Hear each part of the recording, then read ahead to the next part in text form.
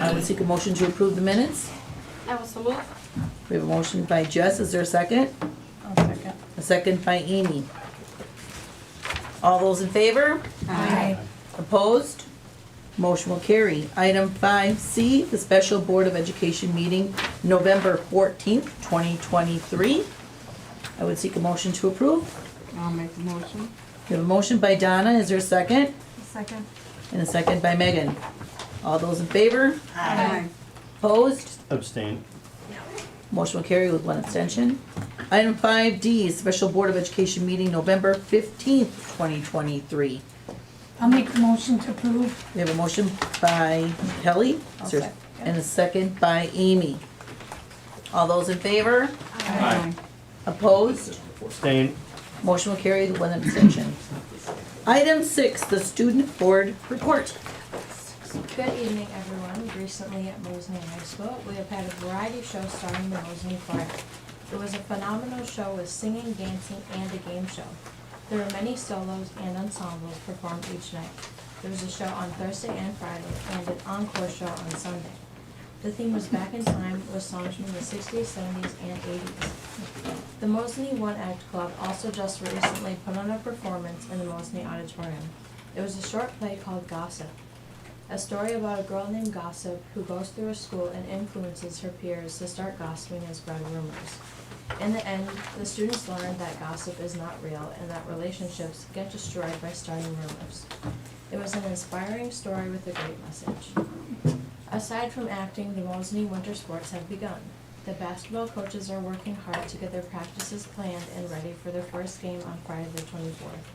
Wrestling and hockey have also started their practices and picking teams. Yearbook Club continues to grow with new members, and the club pictures were taken on November 16th. Each club got called in throughout the day to get their photos taken for the yearbook. Lastly, for other items going on in the high school, the roof for the Habitat for Humanity house has been installed. Skills USA took home 13 first place medals, and FFA went on a trip to a leadership convention on November 16th. Thank you and have a wonderful Thanksgiving. Thank you. Two. Item 7, discussion and possible decision of the approval of the Ulstrom donation. I will make that motion. Oh, good for you. We have a motion by Peter, is there a second? Second. And a second by Megan. Questions? I think we have somebody here. Yes, I'm Lucas Manley. I'm speaking on behalf of Kelly Guay, the mill manager. We'd like to present you $10,000 towards the purchase of a UTV. I mean, it feels like, you know, we want to do business and want to do the right things in the community that I mean, you go to school at. So, on behalf of Ulstrom, we'd like to donate $10,000. Well, thank you. Well, thank you very much. Very much. Thank you. And a former graduate of Mosinee as well. Yes, I graduated in 2009, and we have many alumni that currently work at Mosinee, and their children go to school here. So I think it's the right thing to do, and would like to proceed with that. Well, thank you again very much. Yep, thank you. Okay, so we do have a motion and a second. Any other questions? Very nice. Sorry, I was so excited I made it. That's all right. All those in favor? Aye. Opposed? Motion will carry. Lucas, you don't need to stay All there. right. Thank you, everyone. Thank you. Item 7B, discussion only on the FEMA grant and the GBAD Solutions Compensation Summary. And that's with Jordan, I believe? Yes, so we have a special guest presenter talking about a grant opportunity and to share information about grant writing. And so our safety ad hoc committee had some discussion on this topic, and we're here to share with the whole board this evening. Welcome, Jordan. All right, thank you. I'm going to share my screen. I have a presentation. Can you see that okay? Yes. Perfect. Okay. So I don't want to take a ton of your time, so I'm going to rifle through a lot of different information. I will give I have provided a copy of this presentation so you can reference that as well. So just a little bit about myself. I'm from Spencer. been a school board member there since 2018, and in that capacity, I wrote a FEMA grant application for our school district for $3.44 million to construct a multi-use tornado safe room that doubled as our primary competition court for volleyball, basketball, and wrestling, as well as a community fitness center, locker rooms, wrestling multi-purpose room, as well as a commons area, and some choir and handbell classrooms. Going through this process, I realized there were no good resources for communities to pursue these funds, so I formed my own company to help communities pursue these funding opportunities. In 2019, I worked with 3 school districts to obtain roughly $2 million each. Another 2 the following year were successful out of 5. And then in the next 2 years, there were another 5 out of a number that I've worked with. In total, we've either been awarded or selected, so I'll get into that, roughly $37 million over the past 5 years. So a little bit about the grant program itself. It's the Building Resilient Infrastructure in Communities, or BRIC grant, B-R-I-C for short. It's an annual grant program through the Federal Emergency Management Agency, and its objective is to reduce the risk to individuals and their property from natural disasters. By doing so, reducing their reliance on relying on future federal funding for those future natural disasters. So it's FEMA's way of trying to shift the approach to being a more prepared community and more prepared nation in incentivizing mitigation planning. I am going to skip a couple things just to not keep you here for longer. I can get long-winded. Highly competitive national grant program. In 2020, there was $500 million available. That doubled in 2021 to $1 billion. That doubled again in 2022 to $2 billion. In this upcoming grant cycle, there is $1 billion available nationwide. A little bit about the application process. There's an open application window every year, beginning of October, that runs through the 3rd week of January. You can apply at any time during that period. There's no priority list or first come, first serve. There is some preliminary deadlines for Wisconsin Emergency Management, which is the state government's emergency management agency. And a final draft would be due actually February 1st this year. This year is a little weird just because of some happenings in Congress that the grant program got delayed about 3 weeks. So after an application is submitted, and this year it would be, technically February, but I still have January because that's the typical timeline. FEMA conducts a number of technical criteria reviews, qualitative reviews, and quantitative reviews, and they announce their selection sometime in the summer of 2024. If you are selected at that time, that essentially means you would receive the grant. However, you have to go through a further review process where they conduct an environmental participation review, as well as an RFI process to ensure there are no adverse impacts to the environment or any historical sites, and all program requirements are being met. After those reviews are completed, the grant can then be awarded. They say that takes roughly 6 months, so December is when they give as like the earliest. However, I would more expect sometime between January and May of 2025 for the grant to be awarded. Full design and construction cannot start until after the grant is awarded. So that is something to keep in mind. And the period of performance to actually complete the construction project is 36 months from selection. So if you were to apply, say this year, and you are selected in the summer, you get awarded in sometime of early 2025, you would have until summer of 2027 to complete the project. And obviously, if you apply the following year, everything just adds a year on to this process. I'll skip about the benefits analysis, but the way that the funding works is it is a cost share or cost match. So what we do is we identify how many occupants we're trying to protect in the event of a tornado. And once we find that occupancy that we are eligible to apply for, we then need a certain square footage to provide near absolute life safety. So from that, we then put together a preliminary floor plan of what the facility would look like. And it can be used for whatever a school district wants to use it for on a daily basis. As long as within 5 minutes notice, it can be utilized as the safe room. So once we have that preliminary floor plan, we obtain a budget estimate. And from that budget estimate, we break the expenses into two pools of money, eligible costs and ineligible costs. So FEMA will only pay for expenses that are necessary for the facility to provide near absolute life safety in the event of a tornado. So things that are more on the aesthetic side, things like flooring, paint, acoustical ceiling tiles, gym equipment if it's a gymnasium, those things are not eligible and FEMA would not pay for. The remaining eligible expenses, FEMA pays for 75% of those. The remaining 25% has to come from some local funding source. That's the standard cost share. For economically disadvantaged rural communities, that cost share jumps up to 90%. However, based on the preliminary analysis, Mosinee would not qualify just based on your population. You have to have a population of 3,000 or less, and then also have your per capita income be 80% or lower than the national average. A little bit about the eligibility. I'll only touch on this for a second. Either a public school district or a local municipality are entities that can apply as a sub-applicant. However, whatever entity that is has to have participated in and adopted a local hazard mitigation plan. So Marathon County has a plan that is valid for 5 years. I believe, off the top of my head, they updated that plan in 2022. So it runs for 5 years. However, historically, school districts don't participate in those plans. So in that case, then the local municipality would have to be the technical sub-applicant, and they would then be treated as essentially a pass-through entity, allowing the school district to apply through them.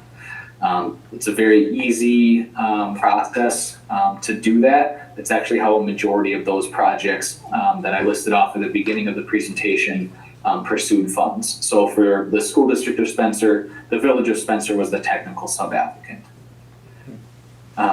One thing we do have to be aware of as well is the safe room cannot be located in a floodplain, and any eligible occupants for the grant application cannot cross a floodplain to reach the safe room. FEMA doesn't want someone to leave their home to seek shelter only to have their path or the safe room, inaccessible because of flooding. So the grant program is very flexible in that in order to apply, whichever entity it would be, whether it be the city or the Mosinee, in your district's case, would simply have to pass a resolution giving a representative signature authority to submit the grant on behalf of, that entity. There is no fiscal responsibility until work would actually begin. There's no earmarking of funds, there's no down payment, nothing of the sort to pursue these funds. We would just need a cost share agreement, which is just a signed document stating that you understand if you receive the grant, in order to access the federal funds, you have to put forth the local cost share. Similarly, there has to be a signed maintenance agreement, just understanding that if you were to get awarded a grant, the facility would be yours, therefore you would be responsible for any ongoing maintenance throughout the life of the facility. We'd also need an operations and management agreement and plan at grant closeout, just defining how you would operate the actual safe room, functionality of the facility. That being said, it is a tremendously flexible program in that it is completely voluntary.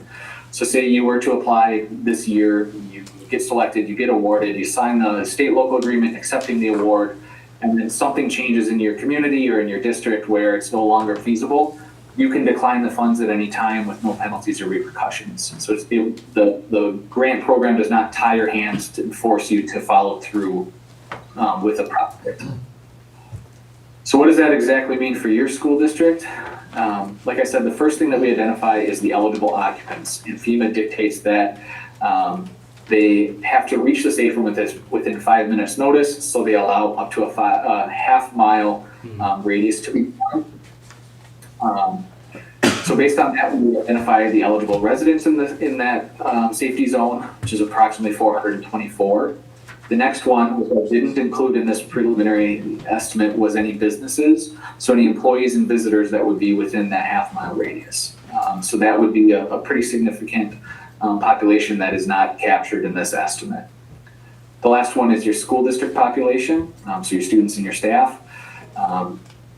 I took your 2020-2021 enrollment data, and it's actually a little bit larger than what that data is because we do an enrollment capacity study that essentially determines how many students could be enrolled at your school, not how many you currently have. And that does two things. One, make sure that if your enrollment grows in the next 5 to 10 years, you wouldn't run out of room in your safe room. And 2, it allows us to identify more population, therefore a larger square footage is necessary and a potentially larger grant. So based on that preliminary estimate, I'd estimate you'd be eligible to apply for around a 2,911 person safe room. And based on that, you would need around 17,500 square feet of main use area to provide enough square footage to provide shelter to those occupants. Like I said, that main use area can be utilized for anything anything that the district would like on a daily basis, as long as within 5 minutes notice, utilized as a safe room. We'd also have to have some storage, restrooms, hallways, and a mechanical room for critical systems. So that comes to roughly 18,350 square feet. Based on that hypothetical project, I'd estimate you'd be eligible to apply for around a $6.3 million grant application. Please keep in mind that this is not a construction estimate. It's just a takeoff of a previous project that's of a similar size, just to give you an idea of what magnitude of a grant application you could be looking at. Obviously, what you design, as a facility has a huge impact on actually cost. And let me back up one step here. Say this square footage is way too big for what you want to achieve facility-wise as a district. We tailor the application to what you want to achieve.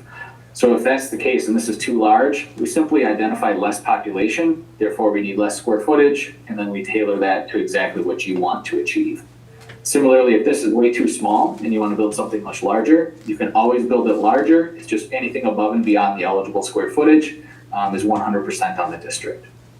So based on this hypothetical cost, with a local cost share of $2 million and $1.1 million in ineligible costs, that comes to a total hypothetical project of $9.4 million. FEMA would pay for roughly 6.3%, if you were to be selected, which comes to 66%. I did run a benefit cost analysis, which I didn't touch on, but that came in at 1.49, which is right about where you want it. Any questions? And I'm sorry for going so fast. I had one on the notice of intent. So Yep. now I know that was with, what was it, the state emergency management? What if, Right. I'm used to grants, you gotta do the NOI. So in my understanding on this one, you don't necessarily have to meet the November 29th date for the NOI? So the notice of intent, you would need to reach that date if you wanted to apply this year. However, that doesn't tie your hands at all to actually pursuing a grant. Okay. So yes, you would have to meet that notice of intent deadline of November 29th, which would still be possible if you wanted to. And even if you did apply and submit the notice of intent, you could always just say you're not going to apply this But year. actually, wouldn't the city of Mosinee have to do that, not us? Yes. Okay. So I don't know the background of this being on the agenda. I mean, has anybody talked to the city on it? I don't believe so. This came from, in our discussion during the safety committee meeting, we had talked about, yeah, he was there, right? So, but we were talking about different grant opportunities, and I remember hearing about Spencer and that, and so then Michelle and I met with him and he gave this, presentation, and then I thought it would be a good way for us to look at tying in the safety aspect, and if we're going to a referendum, and if you remember that Yeah. that first one was like $20 million It was this for type of the facility. school, and then the 10 million part was the gym, right? But so like this could cover that additional 10 because it's hard to get people to pay for a gym, and then so that's where this came from. City's not gonna have a city council meeting before next week, Monday. Right. That's Right. the part that, yeah. Yeah. Right. Any other questions while Jordan's here yet? I do think that it would be possible, and I could talk to Wisconsin Emergency Management about having the school district submit the notice of intent. Wisconsin Emergency Management is very good to work with. I have a very good relationship with them, where, if the school district is obviously the one that's interested in the grant, but has to still go through the process with the city, they would probably accept it. So that would be also a possibility, if timing doesn't work out, on your end, or however, I just want to make sure that, I communicate the potential flexibility there. So Jordan, you would put the NOI together in the next 8 days? if we made that decision tonight? Is that, Well, it's only a discussion Well, it's not only. posted for a decision. okay, I don't have the We talked agenda in about front of me. finance. Yeah, that's okay. Okay, It's It wasn't- $12,500 as a it wasn't on retainer the fee. finance Yeah. agenda. Okay, I'm not concerned about that, but okay. Right, I'm just concerned about the legality of not being posted the right way. Yep, right. And Correct. we have a special board meeting, but that's not till December 5th. Right. okay, sorry, yep, okay, I'll quit asking Right, but this was questions. at least kind of a good starting next year. point to Right. see. Yeah. I'm only bringing it, I only brought up what I did based on the discussion already Yes. and Megan's comment about if in fact we're gonna have a referendum conversation in the next 3-4 months Right, about next fall or whenever, we're not exactly in a position to be able to do this, right, you know, in the timely manner No. that we're trying to discuss it. correct, correct. And it's not, we haven't even talked about, should we go to referendum or when we would? And whether we should or would in a fall election Right, versus a spring, right. so. Any other questions? Okay, well, thank you very much, Jordan. Hey, thank you. If you have any other questions, in the coming months or whenever, please feel free to reach out. Okay. Thank you. Thank you. Thank you. All right, thank- This is something you could also do next year. Anytime. Anytime, right, It just Right. wouldn't fall in the same context No, of it's not, yeah. referendum Right. conversation. right. And our entire thought process during the safety meeting was the fact that we wanted this to spur discussion on what are the possible avenues to explore. Do we want our district, because my opinion, that is an awful large price to pay for one potential grant. So why would we not want to possibly have our own, share that with the community, and perhaps apply for multiple grants, not just the one? Right. So it's not just the big structural piece of it, this could be for, other cost-sharing measures with the police department, with the fire department, with the city. So this is just as for discussion on what are ways that we can do to partner with the community and, take hold of grant opportunities. I did reach out to Mr. Gates today to set up a meeting to talk about the possibility Oh, great. of partnering with them on this grant. Oh, that would be great. Okay. So it's something you can always come back. Yes. That's a good starting point. I agree. Okay, any other questions? Moving on to item 7C, discussion. Special Education Annual Update. Dr. John Sample is here to give us our annual special education report. Thank you for being here, Dr. Sample. Good to be here. I kept it short and sweet to 2 pages, but there's an awful lot of links in there too. I tried to hit on all of the major topics. This can provide you with hours of reading pleasure if you so wish. Once you get into the IDEA website and you get into the state, the DPI website, there's a lot of different sources of information. So I tried to condense it down to what would be relevant. Probably the most important part is on page 2. I want to just make you aware that my door is open. So if you ever have any questions about special education or pupil services, please give me a call or shoot me an email.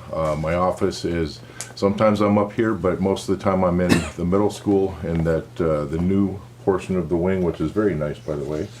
But I do have an open door policy, so if you ever have any questions about anything related to special ed and pupil services.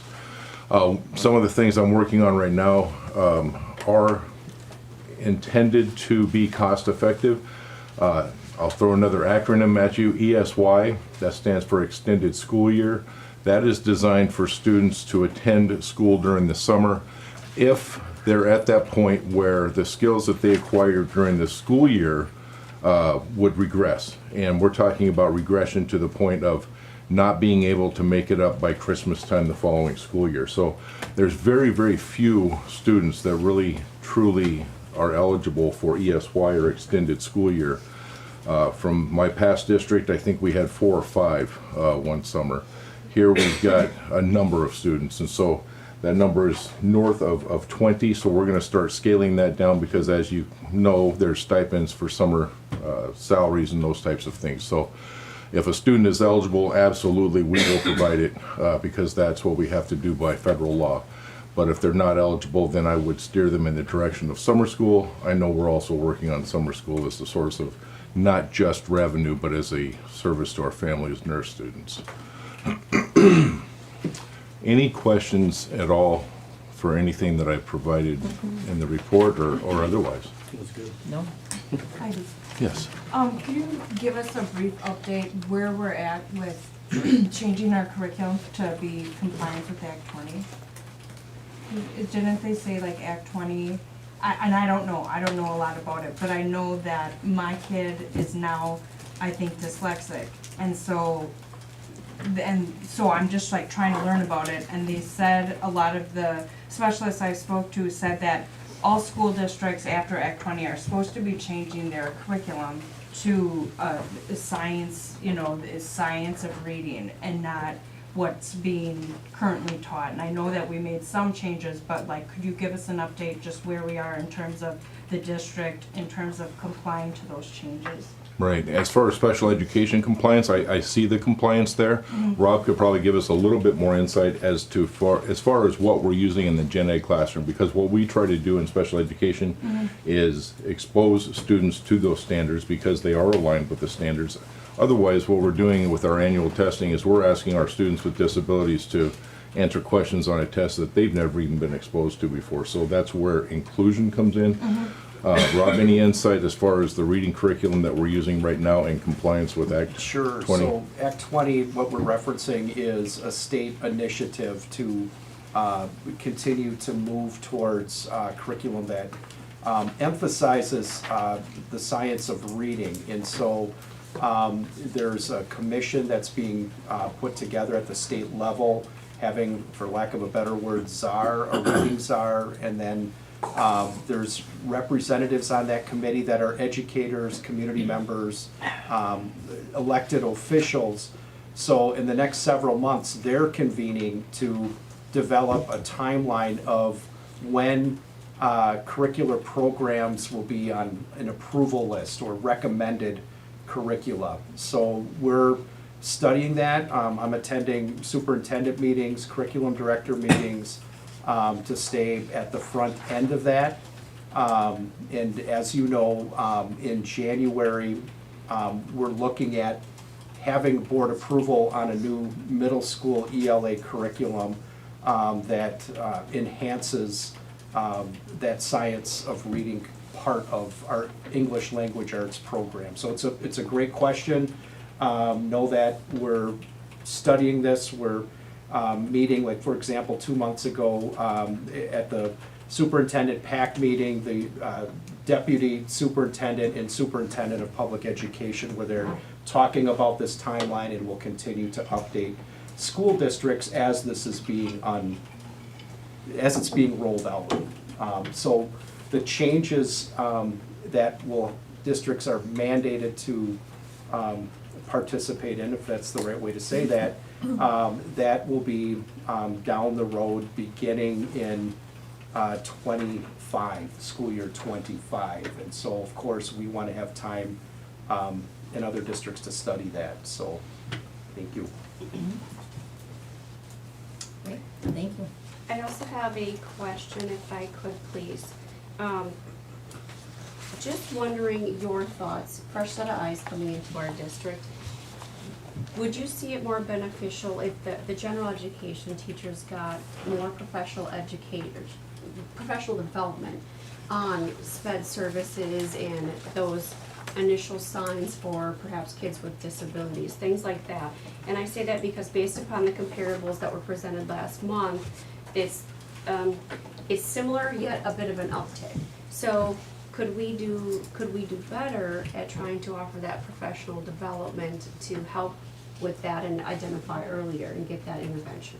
Right, I think we can always do better at that. We have a process called response to intervention, or RTI, and if a gen ed teacher, it's typically a gen ed teacher, if they see that a child is struggling, a student is struggling, whether it be ELA, their reading, their fluency, mathematics, then they have a process, and we have SST teams that meet regularly, and I believe that's monthly, right, Rob? To talk about student achievement.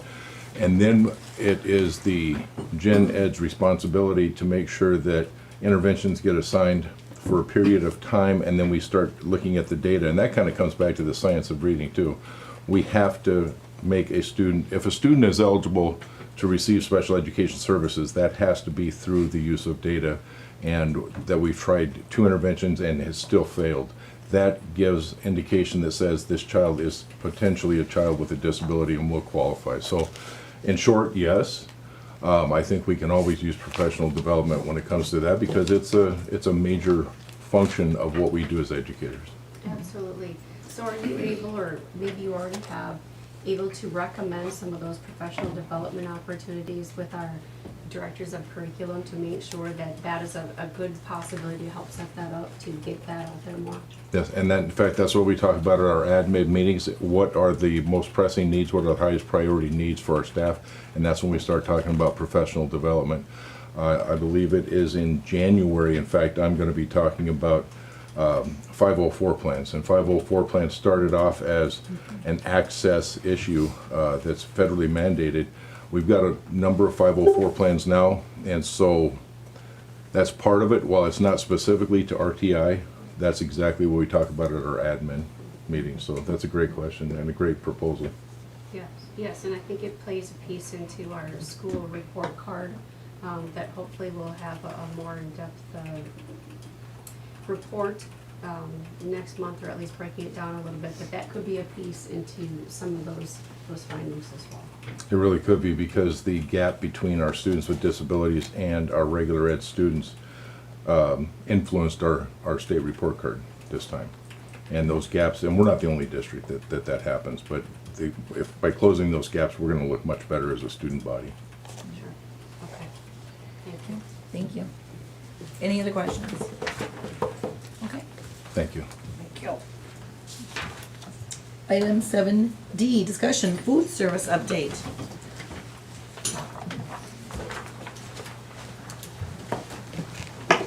Hi, I'm David Fisher. I'm the new food director.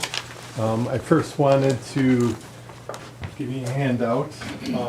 Every month I do a newsletter that kind of talks about what we worked on, new things we're trying.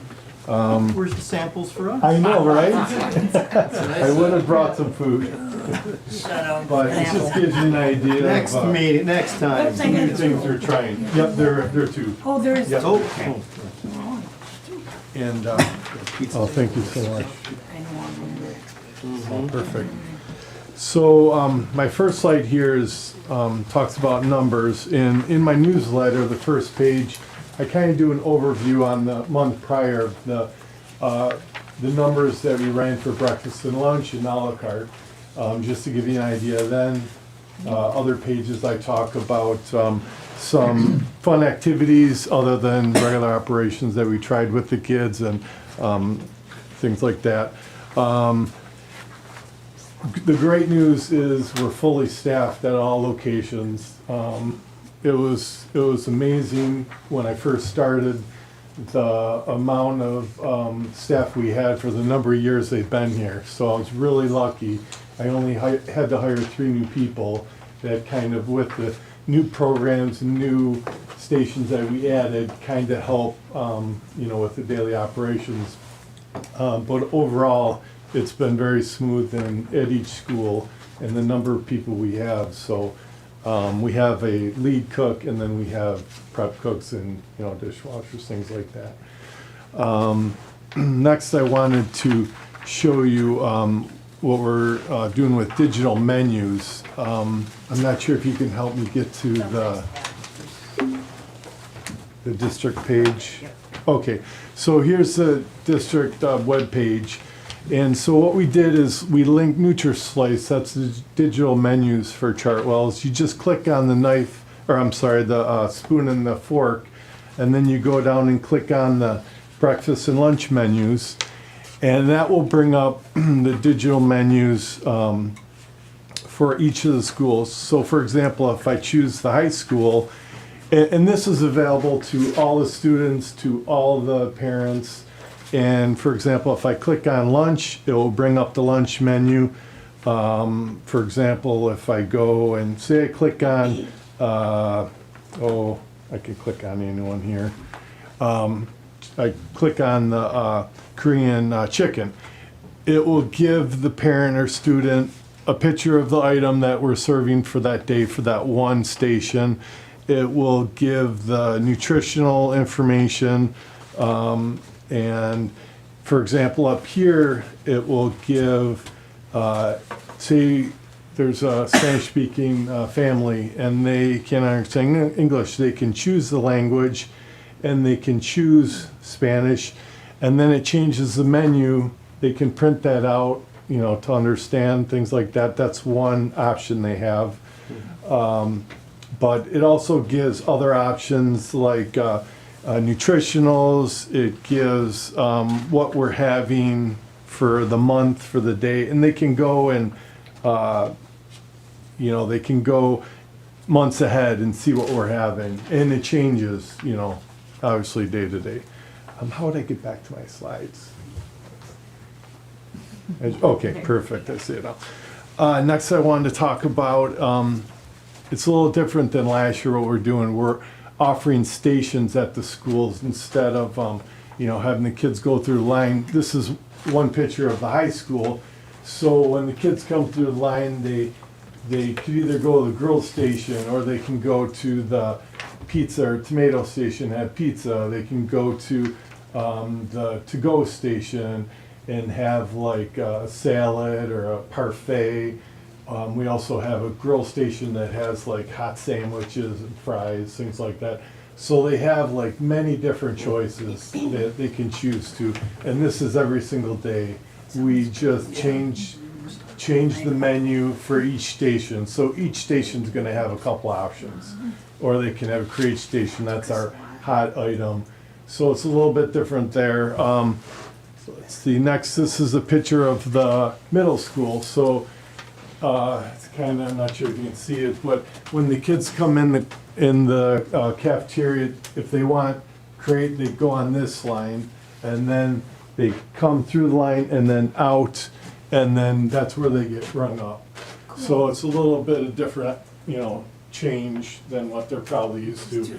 And then here, this is our extra station where we have like fresh fruits and vegetables. We change that up every day. So it's just healthier food that the kids can have instead of like same old hot corn or vegetables, things like that. So that's at the middle school. And then at the elementary, it's a little bit different setup. We didn't want to give the kids like, you know, we're giving them like 6 or 7 options. So here we give them 3 options. You know, 1, 2, 3, where the kids come in the line, they determine with their teacher earlier in a day, like, hey, I want this hot spaghetti, you know, item. They come through, they know they're gonna get one, they get it, they come out, they still have that bar that has fresh fruits and vegetables, and then they come and get checked out, and then they go to their table. So it's a little bit easier for the smaller kids to, you know, go through. And there's only just the one price for each lunch, Yeah, correct? it's such a great value. $2 for lunch and $1.35 for breakfast. Start eating it. I mean, you can't go wrong. It's $4.25 for an adult. Yeah, not for- right, but we do have a lot of teachers. We do have a lot of teachers and staff come and get their meal. Then next I wanted to talk about, in the newsletter, for example, we do different, you know, things throughout the month. This month we did Apple Crunch. I went and visited a local apple orchard, got 6 different kind of apples, and then it was fun. The kids just came and then they tried all the different flavors of apples, and then they tell you stories of, you know, them picking apples or whatever. Just a fun activity. Next, or in December, we're going to do a student choice that features a couple different recipes that this is gonna be at the high school where they come and then they taste the different items and then they choose which one they want, and then the winner I'm gonna put as a feature on the menu, you know, as a limited time offer type of thing. So just getting the kids, you know, involved and active and try to change it up and not have the same old thing every single day where they have some excitement of like, hey, I wanna eat today, I wanna see what they're having, I wanna see the new thing they're doing. You know, that type And of they, thing. the elementaries loved that apple day. I Oh, heard yeah. all about it from Yeah. so many kids, yep, they No, loved it. it's definitely fun for the kids. And then I wanted to talk about, we tried at, this was last month, the à la carte sales, offering the middle school kids, kind of what the high school kids get, the option of like having something extra. So we did à la carte carts that we bring out after they have their meal, because we don't want to wreck their meal. The main thing is having a nutritious lunch or that, but then giving the kids, we tried it with 7th and 8th grade, where after they eat, we bring out the carts and then they have something extra, all Smart Stack compliant. They might have some chips or a cookie, but you know, it's a little extra treat for them. But I know too that the principals have been amazing with me, the staff, everyone is just amazing. Any idea I come up with, they have other ideas too, and it's really great to see. It's like the whole district is really been open and really wants to do different things, which is great. But the last I wanted to talk about is just opportunity with breakfast. Right now we're doing about, I'll say about 59% participation with lunch, but breakfast we're doing about 10%. So I really want to focus on trying to get that number up. And like we talked about the value of $1.35 for a breakfast. You know, I've got 4 kids and sometimes, you know, they might not eat at school. You know, I'm sure some that the kids are eating at school, or I'm sorry, eating breakfast at home. Right. But just to get more eating, you know, early for that important breakfast meal, and then having the day where they have a full stomach and they're gonna do well in their studies and that. What time That's do you very stop important. serving breakfast? Well, we started at 7:30, and a lot of schools, the class, or it's 8 o'clock. It's 8 And then, o'clock, so okay. sometimes I think, you know, if they don't have enough time, you know, but just giving them the time to come into school. Because they and want to then- run and play recess. Yeah, because a lot of them talk with their friends and, you know, but just having activities of like, and we're kind of brainstorming now of how we can improve that. But, you know, just having maybe events like having like eat breakfast with the hero day or just having some fun event to get them into, you know, hey, this is, I want to eat breakfast, things like that. Do you do like the breakfast after the bell? Do you allow kids to take it to go to the class? Well, right now, we don't do breakfast after the bell. That was just one idea. Maybe in the future, we Yeah. could do that. You know, they do have a program. It's a second chance breakfast. But that would, you know, have to work into the schedule Right. for the school. And they do that at the elementary schools in Everest. Kids will come At in a with their, different like a chance. little to-go Right. thing, and then as the teacher's Right. doing their morning things, the kids have a chance in the classroom to finish their food. And we'll be continuing the conversation, Michelle and I and Jeff, just on some ways, brainstorm ways to increase that breakfast participation. Students that are fed, they're gonna be learning more, so that's something that we're passionate about. Just know that we're putting time and effort into increasing that participation. We feel that that's really important. Definitely. Any other questions? Any questions? Great report. Oh, yeah, thank you so much. Thank you so much. I really appreciate it. Thank you. Thank you. Great reports. Superstar tonight. We gotta get rid of this pizza. That's my weakness. Yeah, I know.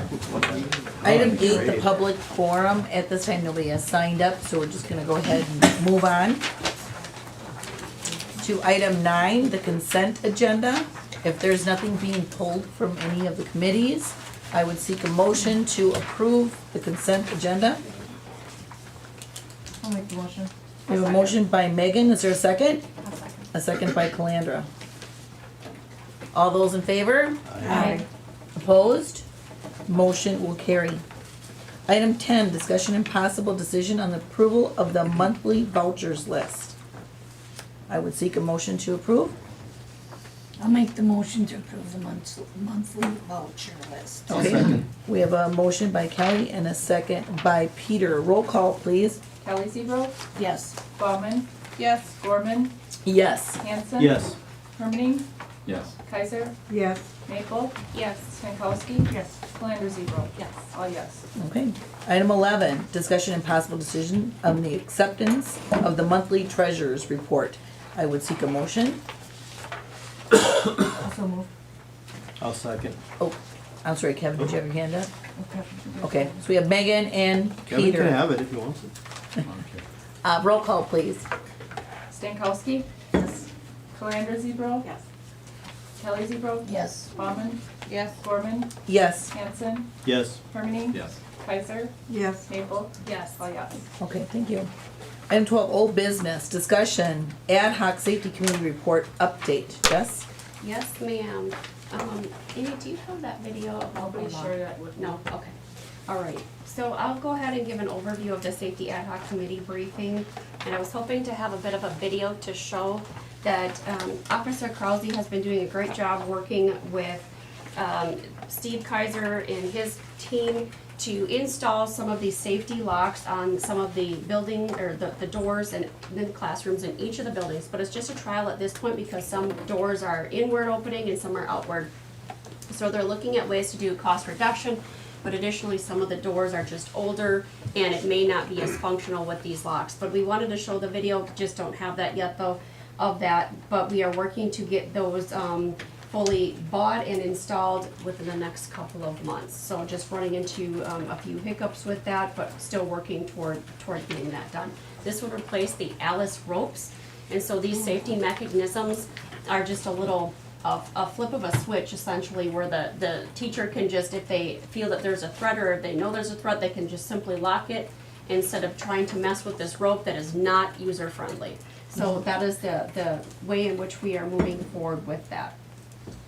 Additionally, Mr.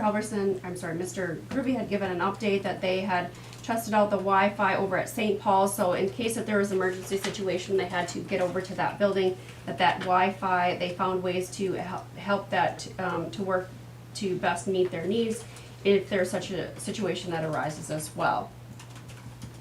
Additionally, so there were some concerns, of course, with the transportation, and so they were thinking about different ways in terms of busing and drop-off and getting kids in a transitional way over to the busing area. So that was some topic of discussion, and more discussion is going on with that, of looking at different ways that we could just get students over to the busing area in a more safe and timely fashion versus just all at once. So that was another area to discuss as well, or in waves, two-dimensional waves. So in terms of athletics, which we talked about earlier in the school board meeting, the district was trying to get a UTV. Mr. Leopold had pointed out we were one of the few districts that he has seen that does not have a UTV that could help with building and grounds. If there's a potential, a child gets hurt out on the field or something, that we can get to them more easily, helping to cart out supplies to the concession stands. And so we started seeking donations for that, and as we saw, we got a $10,000 donation from Alstrom, and we need approximately another $10,000 to secure a UTV. And we have one other request out to a local business, but if anyone else has any other businesses that they can recommend to us to try to secure the rest of the funds to secure that ATV as soon as possible, that would be greatly appreciated. We heard about the grant writer opportunities and talked about that a little bit already. In terms of a Lamers update, Mr. Britsky is the Lamers POC that sits on the committee, and he had said that lately there was a bit of an uptick of students just requesting to be dropped off at different locations, and so that they were requesting that for the parents to write a note for their children if they were going to be dropped off at a different location. So just simply send the note with the child. That helps for proper drop-off and ease of communication through the entire process. So just to point out to the parents to help with that as well. Now what we're gonna do is just show a quick video, because the intent here is right now the school district utilizes Alice. And this is a quick 4-minute video. I just wanna preface by saying that we want to go to the run, fight, hide concept, which is a lot easier to understand. The Technical College and UW system in Wisconsin also utilizes this. And I know the many federal agencies utilize this as well. It's more of a common sense, intuitive approach on how to deal with this very stressful situation. And it has been highly encouraged by Officer Krause and the Mosinee Police Department to transition to this. And we just need to get the board approval on this as well. Amy, if you could start that.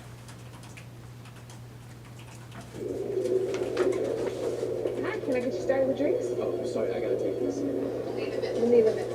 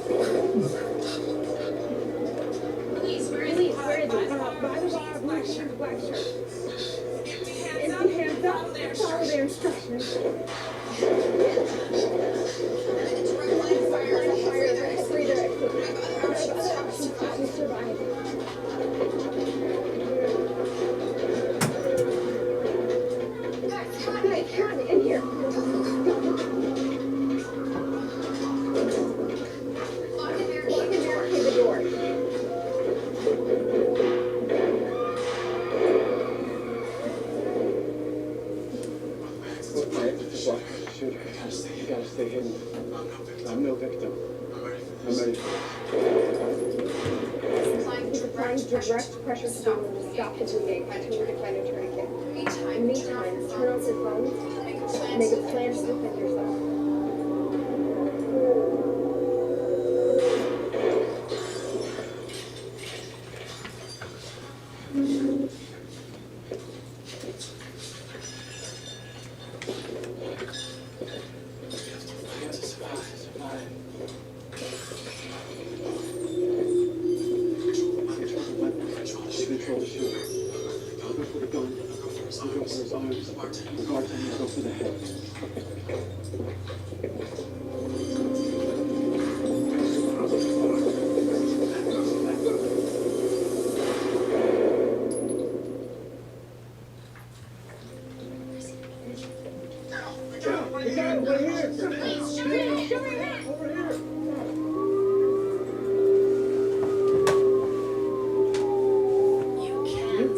Survive a mass shooting if you're prepared.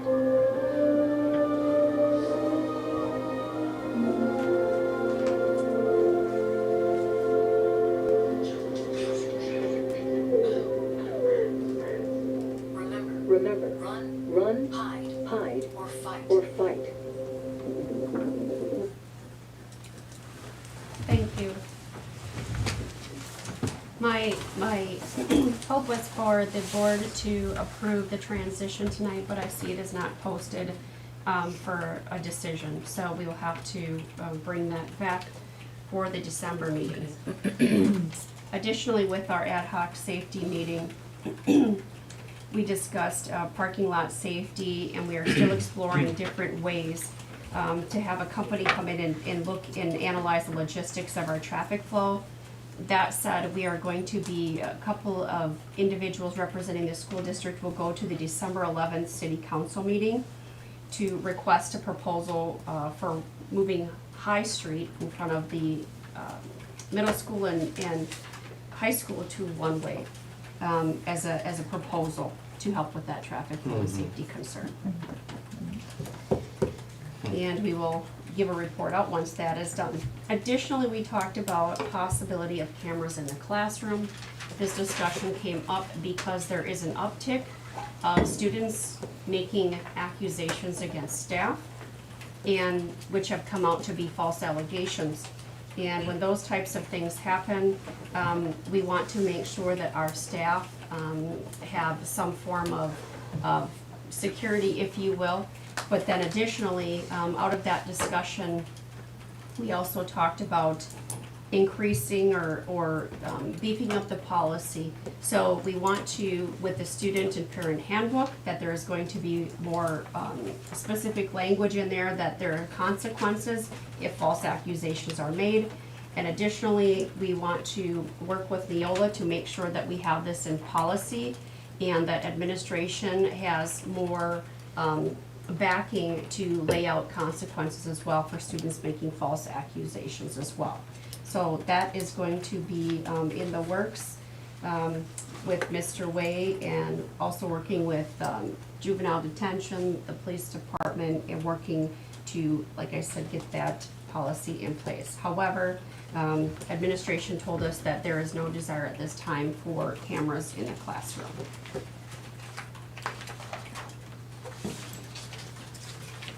And then the last thing that I will update is a possibility that having a large-scale exercise, perhaps for the fall of 2024 or spring of 2025, with the Mosinee Police Department, the school district, and the fire department, but that is still in discussion only phase. And that is all I have, pending any questions for the safety committee.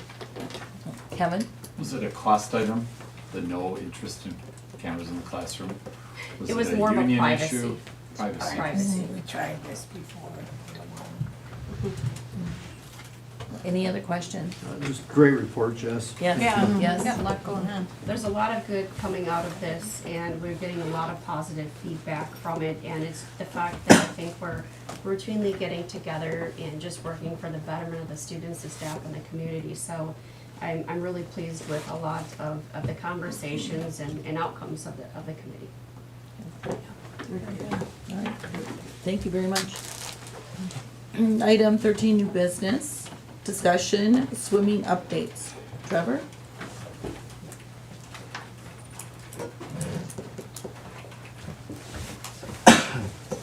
Hi, everyone. Hello. So I was told for quite a while now, you guys want to update on boys swimming.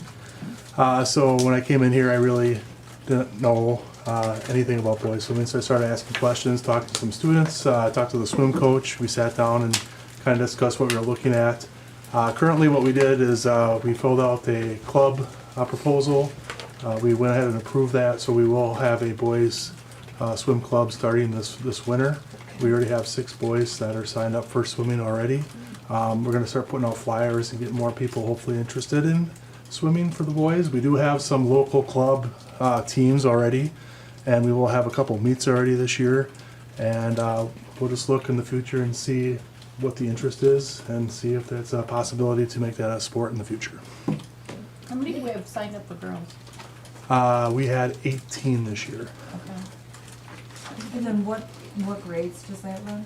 That it could run all the way down to 6th grade if we wanted it to. So it could be 6th through 8 for the middle school and then high school if we wanted it to. And then with the addition of the timing system next year, which we have the electrical in, I believe, we should have that up and running pretty soon. So it'd be kinda nice if we got it up and running and then we could actually host a club boys meet this winter sometime and just test out the system and see if it works. If, I know for the girls, when my daughter was a fourth grader, I think that they extended that middle school. I know we've got a fourth grader who's a very competitive swimmer. If they were to want to join the club, would they be able to, or is it exclusively for sixth? If it was a club, yeah. Yeah, he could do it. Yes, another issue that has come up with the pool is seating. If we are to host swim meets, we do not have adequate seating for our spectators in there currently, so that would be something that we have to look at. Possibly like a couple 4-row portable bleachers that we can wheel in and wheel out if we had to. So they're not that expensive. There's been discussion in the past regarding seating, or the lack thereof, of doing closed circuit cameras and parents or other relatives or visitors watching in other rooms. So that's been a discussion. I'm not advocating for that. I'm just saying that has been a discussion. That would be something that we could do in addition. And I have done that in the past. I've live streamed swim meets before. So you just put up like 2 or 3 little GoPro cameras and you have a little switchboard, which I have, and then you just kind of like, it's kind of neat. Okay, Very good. great, thank you. Anything else? Thank you. No. Thanks. Item 13B, discussion and possible decision on the approval of the resolutions for Wisconsin Other Post-Employment Benefits Trust Service Provider Change. Rob, did you want to lead that, or Michelle? Yeah. So the school district has funds for our post-employment benefit with the Wisconsin OPEB Trust, and they are changing the investment provider. If you want to click on the second link. So in the past, or currently, BMO is the trustee and custodian of the funds for the Wisconsin OPEB Trust, and they are changing. BMO is no longer going to house those funds. So there was an RFP put out in Midwest Trust Institutional Holdings, has been selected as a successor, but the board would need to pass a resolution to allow our funds to authorize that appointment for the school district of Mosinee. And then the second resolution is authorizing the consent to the assignment of investment advisory agreement. Currently PMA are the investment advisors, and they are changing under new management. They're still going to be the same investment advisors, but they're going to be under a new management. So a resolution needs to be adopted for that as well. And those resolutions are attached.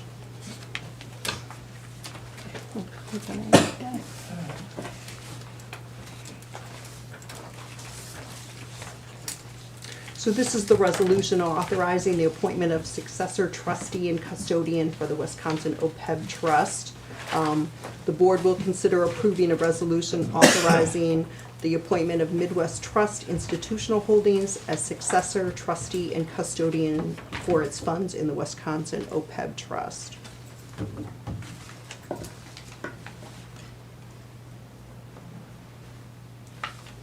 Make a motion to approve authorizing the appointment of the successor trustee and custodian for the Wisconsin OPEB Trust.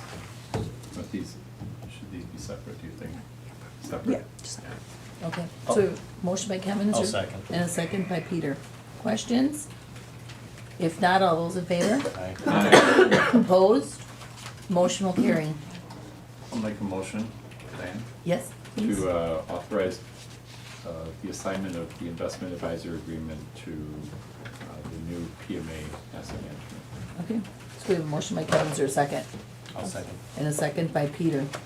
Any other questions? Are the fees identical? Have they been adopted by the new vendor, the new management company? Are the costs affiliated with this the same? Do you know, have they gone up? I don't It wasn't know a link for us, exactly. so we didn't Yeah, know. I apologize. And I didn't think to ask earlier. No. I know It they may not were, even be on that, it may not, the fee structure may No. not even be on there. I can look into that. I know they put out an RFP as far as the services that they would provide and the fees were in line. That's all I have. Okay, Thank you. Any other questions? If not, all those in favor? Aye. Opposed? Motion will carry. Thank you, Michelle. Item 13C, discussion and possible decision on update of board policies. Sure, so I met with our new Neola rep for our board, wonderful person, lady, and she's a former superintendent, so it was nice to work with somebody that knows the ins and the outs. So it was a great she had a great first impression, and I met with her in early October to look at revisions. So there's an overview, that first line there. 01 overview has a description of revisions that were recommended, and having that language continue with some work that was done in the district. The last time we updated the policies back in April, so they're in there. I guess I'll just entertain any questions, or otherwise it's my recommendation that we update our policies as recommended by our Neola representative. Okay. Anybody want to go into? Is this the first reading? Only, it's the first reading, any that would be new, Okay, gotcha. otherwise changes to existing. Okay, So the new would have to come back again in December okay, for the Correct. second reading. okay. The updated can just be approved with this reading here. So I have a comment, and being that we're a school district, I want to make sure that we set the example of using proper and imprecise grammar, which should be expected. And when I read some of these policies, it's referring to singular, or I should say now it's transitioning from singular to plural, meaning it's taking away some of the she, he's, and going to they and their, and I don't think that that is grammatically correct. So I want to make sure that we're being correct in the grammar, but yet consistent with all of our policies. So I would like to make a motion to approve as presented, however, that all of our school district policies should use the singular pronouns and be reflective of his, her, rather than the non-singular. So there were some instances where I seen it would say, it would use the superintendent 3 times within the same sentence. And that's a bit of overkill. I don't think there's any reason why you cannot use he/she. Okay. So that's in addition to any policies that we have approved as well, correct? Yes, ma'am. All Okay. school district policies should be consistent, and that is in the motion that you're using singular instead of the multiple, the non-singular pronouns. Okay. So we do have a motion, is there a second? I'll second that. And a second, Calandra. Okay, discussion. Question, yes. Kevin? So, just looking at an example, I guess I'm looking for a little bit of clarity on your motion. I just clicked on one of the policies, electoral process, right? So this is about us getting elected in April at the spring election. So the word there, T-H-E-I-R, it's policy number. Who's the next one? Yeah, I'm not sure who's policy running. 0142. Electoral process, the first one that's in the white section. Thank you, thank you. So the last paragraph, kind of small, I don't know if that can blow up or not, I don't know how this works. Thank you. So at the end of the first line, Jessica, on the screen. Yep. End of the first line in the last paragraph, the word there. So that is a reference to people being called incumbents, right? Yep. Um, And that is fine. Okay, and that's what I was asking for clarity. Yep. Okay. I'm just saying where, a lot of times it is saying, I'm not disagreeing, I just wanted to make Yeah, sure that there were absolutely. cases I agree where with you. the Thank word you. there would be appropriate. To me, Yep. I would agree, this would be an appropriate use of and the I word there. agree as well. Okay. And so, thank you for helping to clarify that. And I know that I don't have the exact, I mean, there's some sentences in some of these policies, like I said, I remember seeing the superintendent was listed 3 different times when it didn't need to be. Okay. It's a bit redundant, and it seemed not grammatically correct. Well, we were kind of questioning what they were even talking about, because what, did something change that they said the superintendent again? I get what you mean, I read that too. Okay, is there any other questions? Okay, so we do have a motion and a second. All those in favor? Aye. Opposed? Aye. Okay, motion will pass with 1 no. Amy, were you able, so you know that they're coming back? Okay, got it. Diane, I know you Yes. just voted, but there is an example, I think, where you might be referencing. Policy, it's the family and medical leave, policy 3430.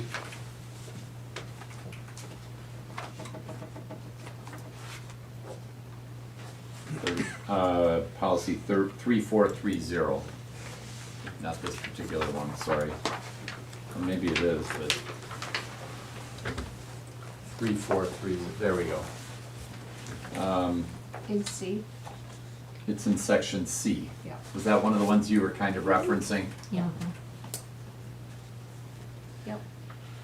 That's So one this of- is kind of an example where it seems to me that, I know we already voted to proceed, but it might give Well, direction this is helpful, thank for you. you. I appreciate that. If I'm correctly interpreting what you're asking, You are. it's removing the gender discussion and making it vague and non-gender specific.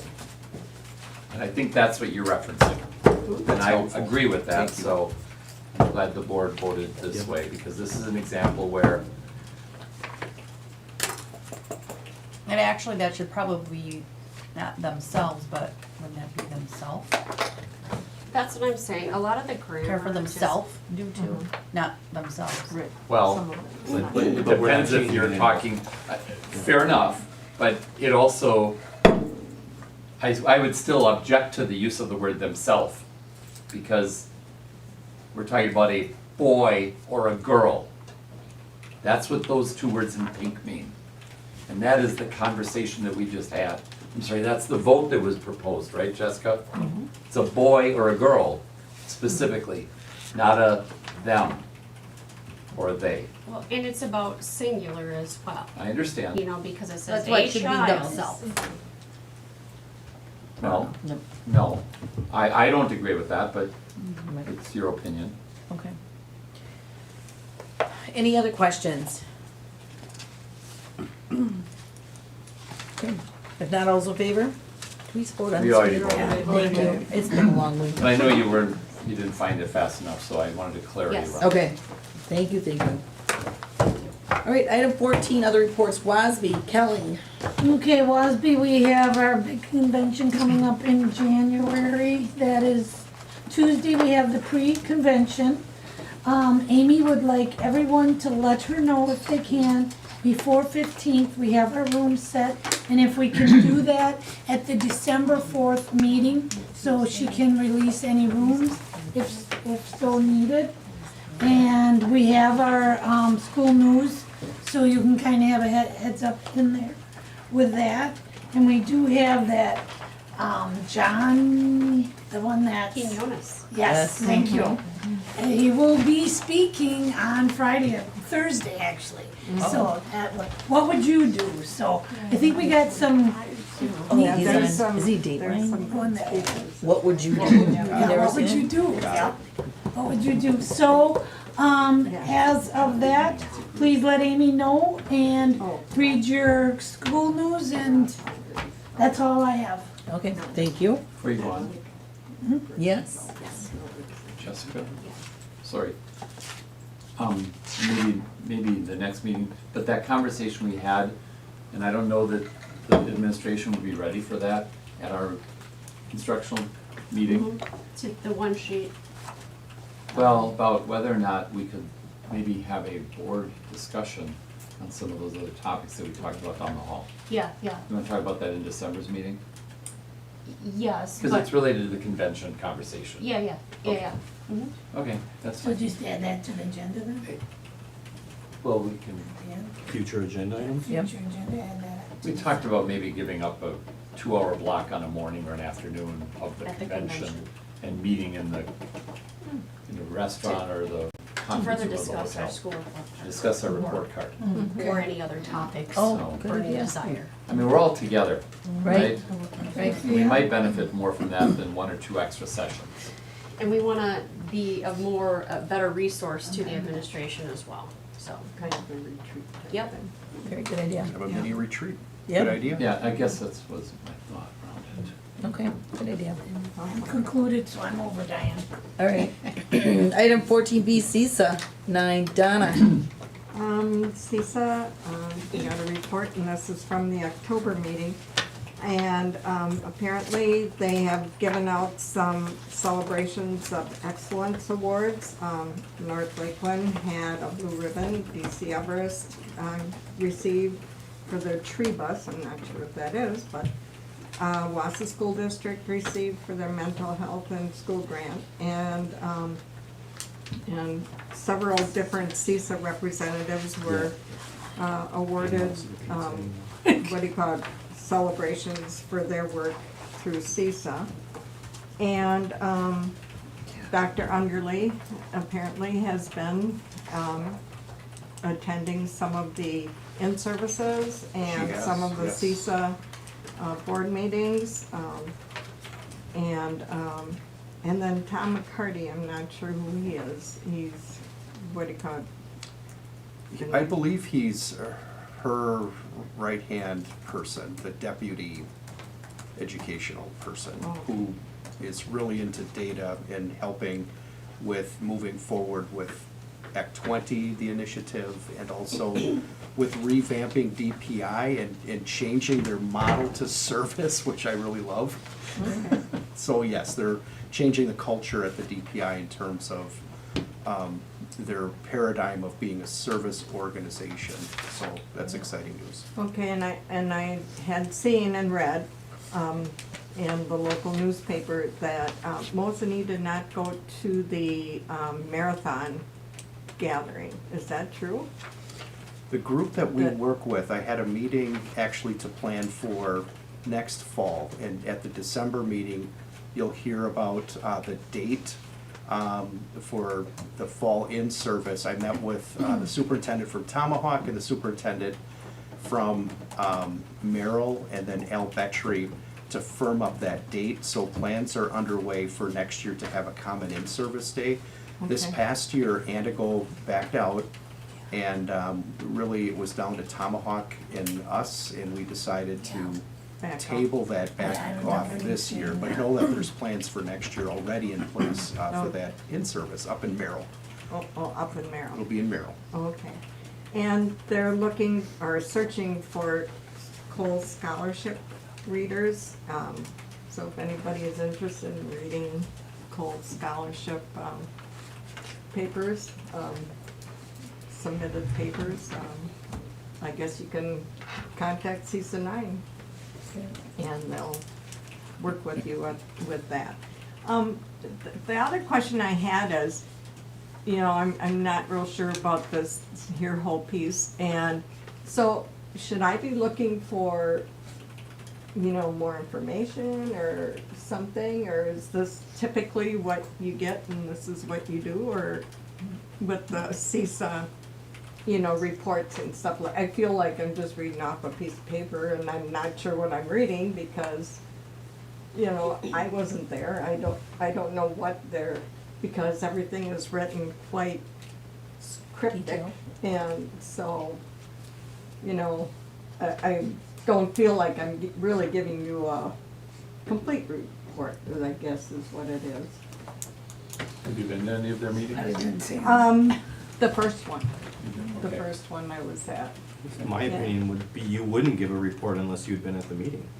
Because really, we can read it ourselves, right? Yeah, I mean, you know, I'm kind of like, For your sake, yeah. Well, that's- I don't that's- feel like I'm giving you something, some meat. I feel like I'm giving you some fluff, or whatever. And so I don't want to waste your time, but, if you've already got this, Much better reports than the last season. The guy before you died. He probably had lived the whole darn thing, so.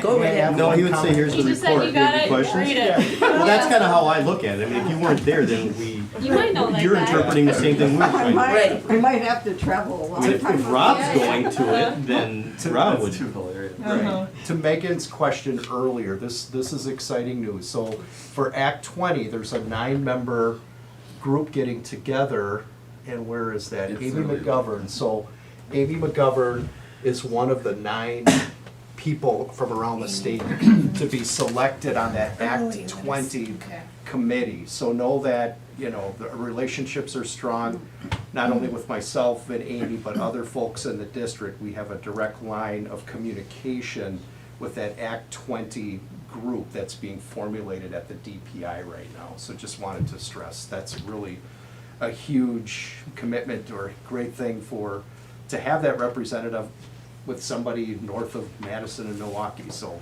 that's- Correct, and Rob, if I heard you correctly, that won't change over until 2025, that act? There'll be preparation for it, but there'll be time, and I think it'll be beneficial for the board to hear a report. I didn't prepare for No, specific questions tonight, so I don't want to give any Okay. misinformation, but there's plenty of time. I believe it's the start of the 25-26 school year, but there's things that are happening now, like to the Okay. PD question, the elementary school already this past summer, we had professional development opportunities for our teachers to learn more about U-Fly, and that's a supplemental ELA material that we're moving towards already, devoted to the science of reading. So know that there's already professional Okay. development in anticipation for some of these decisions that will be made in the months to come. But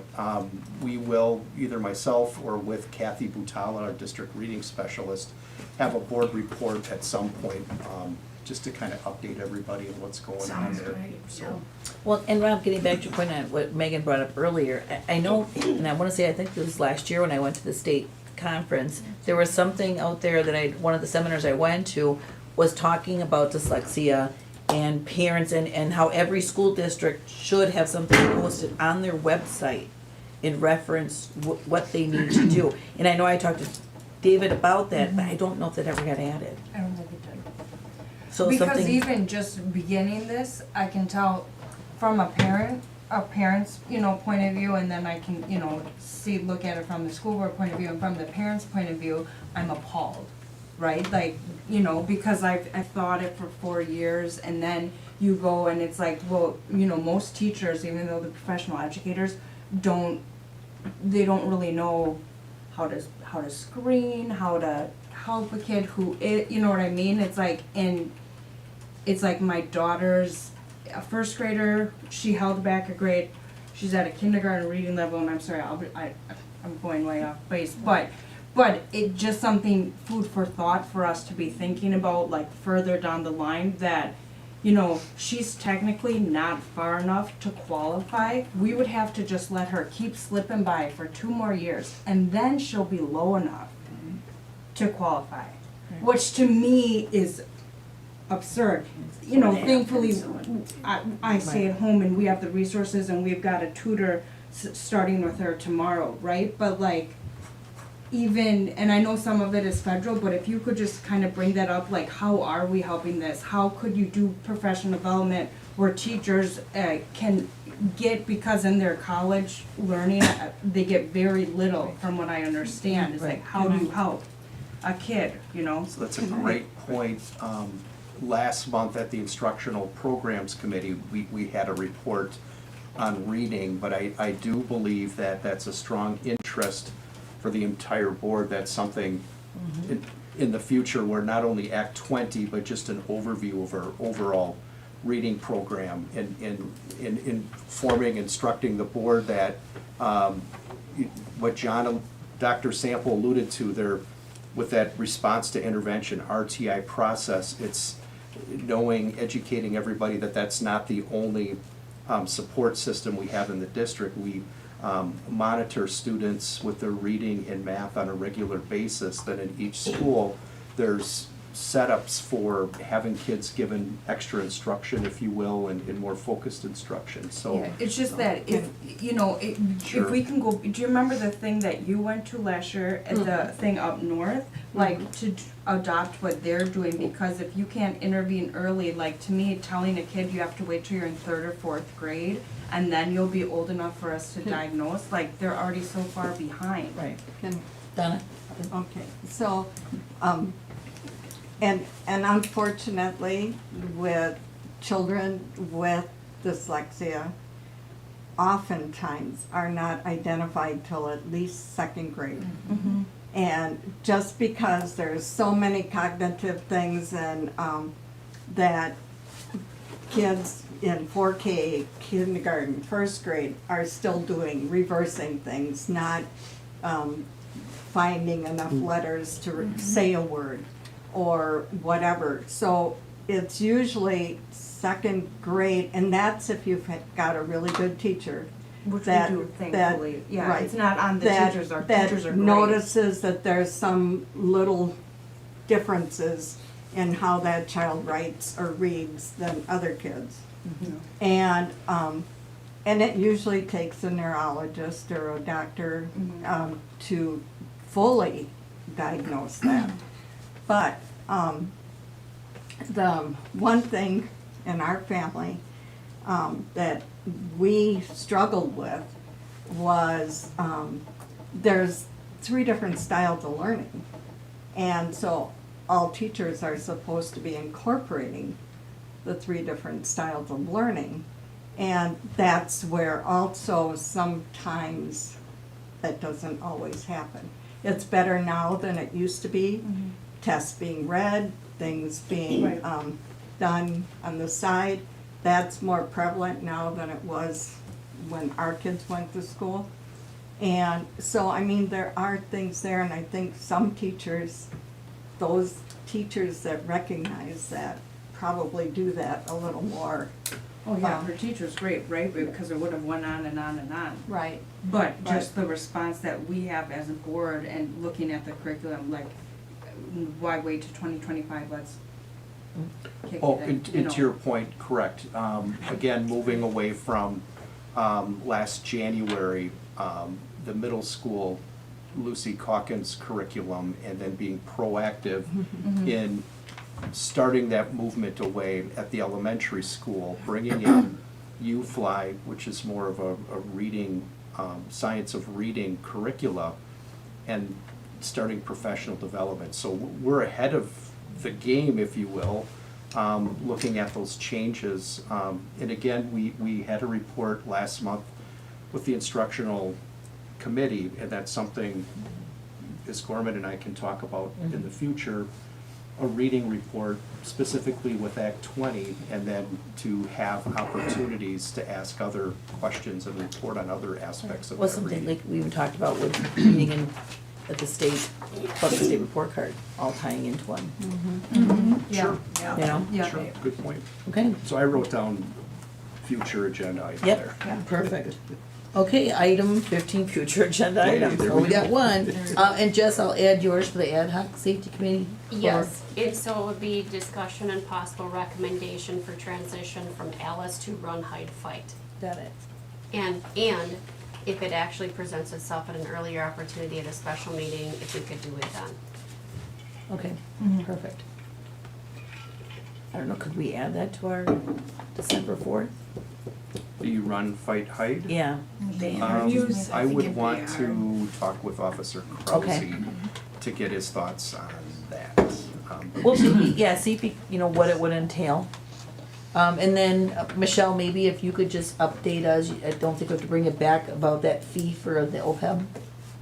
If there is any fee. Yeah, I found the documentation, it's actually attached to that agenda item. Oh, okay. And we're still in the 5-year contract for Got that it. management, so they're not changing. John, okay, perfect. cross that up. All right, any other future agenda item? Well, in committee, we spent, we spent about $14,000 repairing the tennis courts. And so going back to like the swimming discussion, is this community, this district, has there never been anybody that's approached about like having a tennis program, a tennis team? And I mean, to me, we don't have enough facilities for it, but I recommended to Michelle that we use Fund 80 for that, because it sounds like probably 90+% of the use of the tennis courts are from the general adult community playing pickleball. But why are we spending $14,000 on tennis courts when we don't even have a tennis program? I'm just wondering, are there kids in our school that are missing out? They're good tennis players. I just was wondering if it's ever been discussed, and I see Trevor's gone now, so. Okay. Well, I mean. So I don't know how to throw that as an agenda item, but. I guess you wanna ask, I know you're meeting with him on, Yeah. do you wanna add that to I your? mean, I think about, we probably wouldn't be able to have like a tournament, we only have 2 courts. No, Right. what we used to do is, so in gym or Phi Ed, they used to introduce the kids to tennis. Oh, did they? Maybe make it. Well, I think the main, Peter, getting back, I think years ago, the money was stuck into it primarily for the community Yeah. use, They or do it during pickleball, summer school. because that's when it was just starting. Yeah, I just, So- there's no reason we should, as a district, should spend 14,000. Let's use the community fund. Right. Fund 80, so that's what we're Right, gonna do. well, and maybe we look at how we use it for the gym, if they're charging rent fee for it, maybe a fee for it to help cover those costs. Something that, all right, I can mark that down. I'm totally for repairing it, but the Right. point being, it's really Yeah. not for school district use. Got it, okay, Whereas we did it in gym. I'll mark it down. All right, item 16, movement into closed executive session. The board will convene into closed executive session pursuant to section 19.85, paren 1, paren A, and paren F of the Wisconsin statutes for the purpose of discussing student disciplinary data. So I would seek a motion. I'll make the motion. We have a motion by Kelly, do we have a second? I'll second. And a second by Donna. Roll call, please. Kelly Zebo, Yes.